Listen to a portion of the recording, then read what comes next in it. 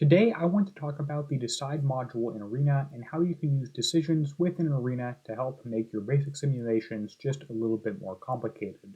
After watching this video, you're going to be able to use decide by chance and decide by condition, and even some sort of nested and combined statements using some boolean logic to help you make some simulations. So let's get started.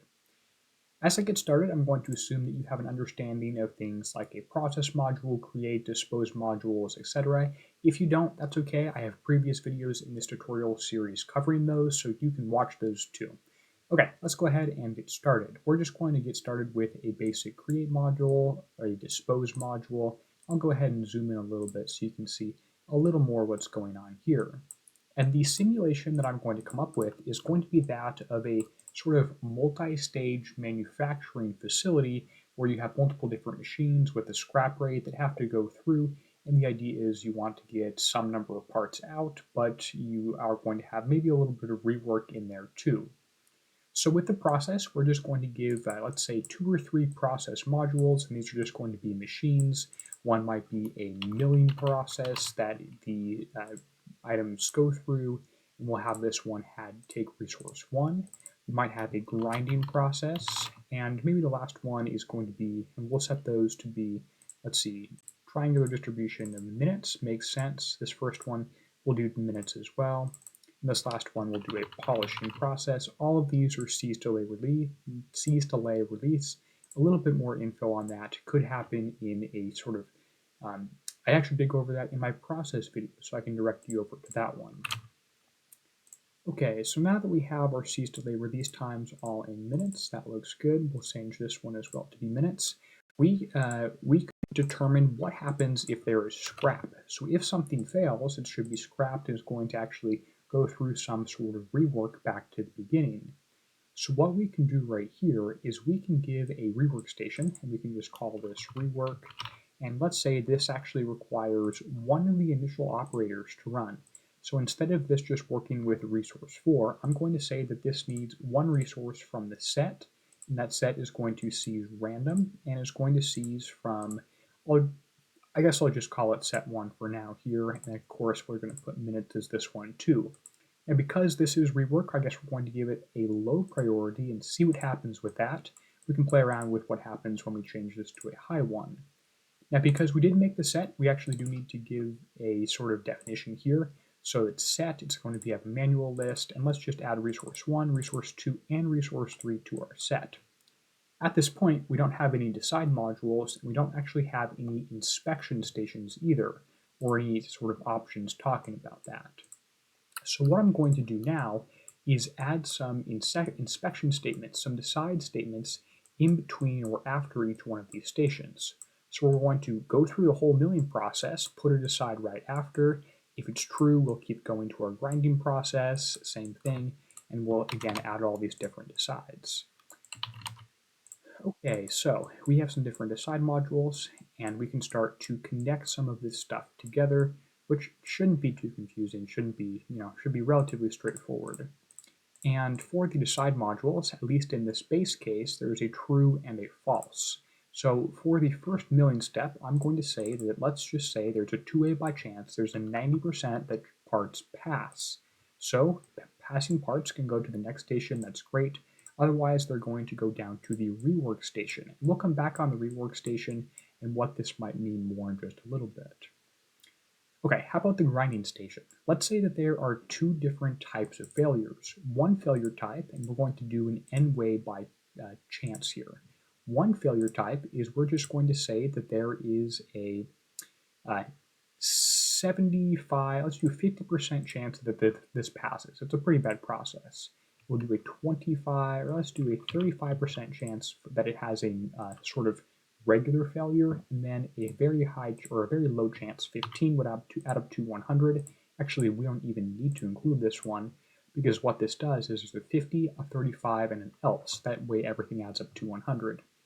So 50% chance, 50, that this thing just passes and you can go straight to polishing.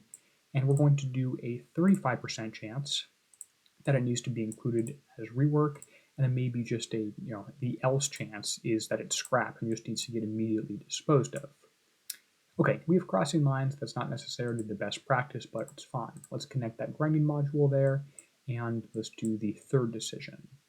And we can actually just do sort of an n-way by condition here, maybe n-way by, or let's do a n-way by condition and just do 2. So what we might be able to do is determine, let's say, if we actually can use the build expression in this case. So if the entity, if the number, let's see, figure out what type of option we could do for an if statement here that would make sense. We might just do times. Maybe we have it be later. So if the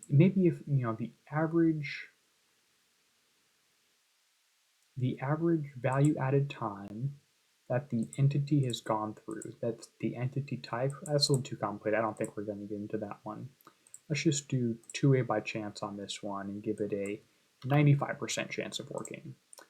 Okay, and we are going to do something more complicated with rework, because let's consider that rework, actually both in the case for the second option, when something has been reworked, actually for all three of these, when something goes down to rework, what I want you to think about is how might we ensure that if something's reworked, it passes on the next attempt. It passes the next sort of station it goes through. That way things are not necessarily reworked 20 or 30 times. At the highest, it's you can think about the chances of that going down. But instead, we can consider, we want to try and figure out, make the simulation work so that it passes every time it's reworked. And for that, I am actually going to add an additional assign module in here. What this does is we're going to add the let's see, attribute. We're going to add an attribute, and we're going to call this reworked, and we're going to give it a value of 1. This has to be a numeric value. If you try and write in something like yes or no, it's going to tell you that you're trying to use a variable that is not defined. Okay, there's reworked, and after it goes through that, it's going to be assigned that module.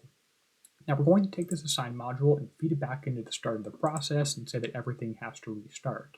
You'll learn to love smart connectors if you haven't already, by the way. Okay, now what we need to do is change the logic here on this decide to make it so that if it passes, if it has ever been reworked, it's just going to immediately pass. One way to do that would be to sort of add in, this is kind of a sloppy way to do it, would be to add another decide module. So n-way by or 2-way by condition. So we could say if the attribute named rework is equal to 1, we could have it just pass instantly. And right here, we're going to have to change our sort of connectors. It's not what we want. We are going to want to delete this connection, feed it in. This is kind of like a nested if statement. We're going to feed it into the decide module that determines if it's been reworked. If it has been reworked, we're just going to immediately feed it into the grinding process. If it has not, we can move it down to the decide module. We could do the same thing for this next one and the same thing for the last one, but I want to show you instead is we can do n-way by condition. So let's go ahead and add a condition, n-way by chance, is that it? 2-way by condition. I want to build an expression. So we're going to actually build an expression, and what we're going to do is we're going to say if the entity attribute, I want the attribute of the entity, user-defined attribute, there we go. That's not what I want. So if the value, we're going to take, what I want to do is give it, let's say 95% chance it passes if it hasn't been reworked.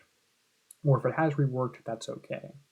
So reworked, and if what we can do is we can add a random value, which should be interesting down here. So, and random actually is just uniform. So a uniform value is greater than or equal to 0.95.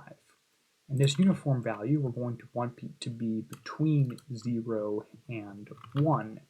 So what this expression does right here is it takes that value we assigned to that user-defined attribute of reworked. If it's equal to 1, it's just going to pass instantly, because 1 plus any random value between 0 and 1 is going to be greater than 0.95.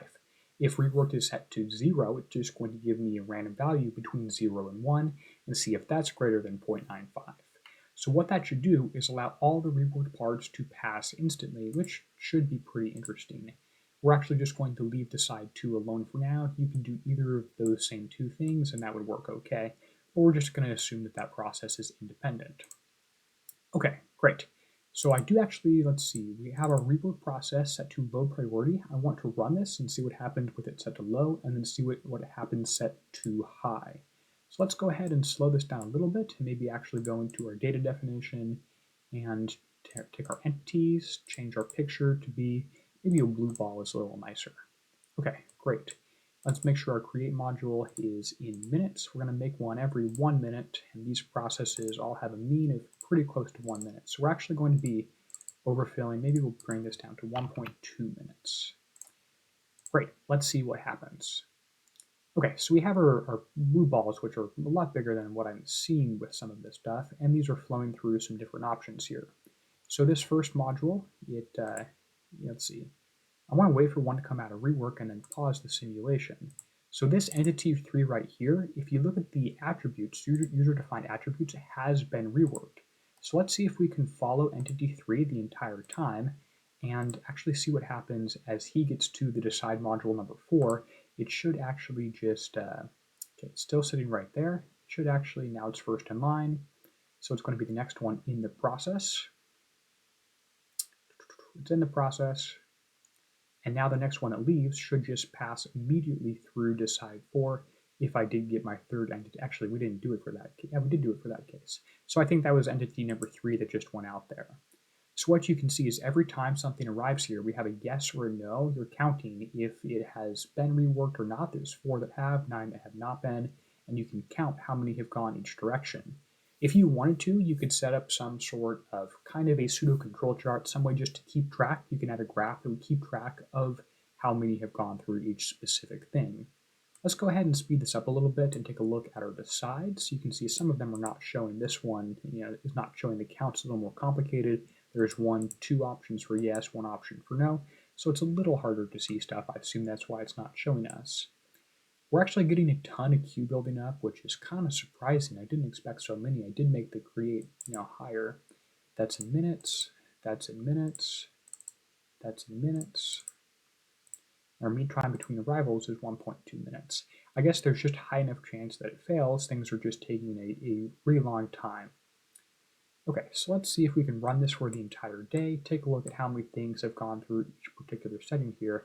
I guess I still have this one as a 50-50, don't I? So between, oh, of course, because it should say between 0, 5. Some of you have probably been commenting this the entire time. Now there's a 95% chance that this passes. Okay, so if I run some stuff more now, much, much better options. Now 95% of them are actually getting through. I needed to complement there. That looks a whole lot better. Of course, our million process is still hugely large there. Resource 1, they must be being seized in this low priority case. Okay, let's run this till the very end of the simulation, see what happens, and skip forward. I want to take a quick look at our different, fast forward through this one here. And it's running on the very bottom. I must not have this set to end ever, which maybe was a mistake.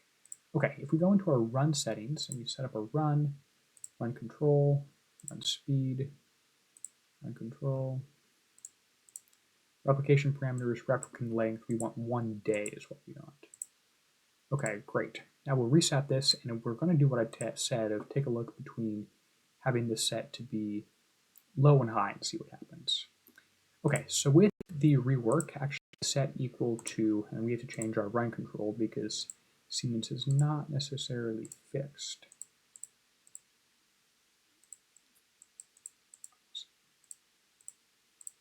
Okay, now that it's going to run using Notepad,